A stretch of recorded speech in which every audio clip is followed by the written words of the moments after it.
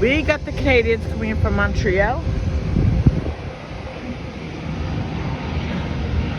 A330, 300.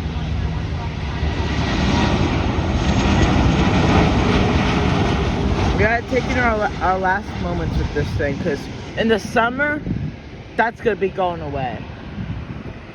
And it starts back up in the fall.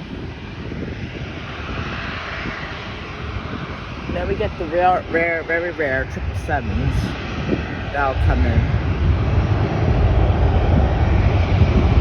There'll still be a rare 777 that'll come in, but it's gonna be less likely.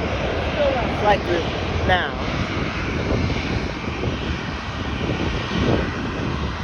We got United, though.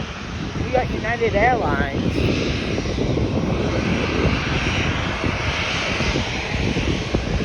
We got that one.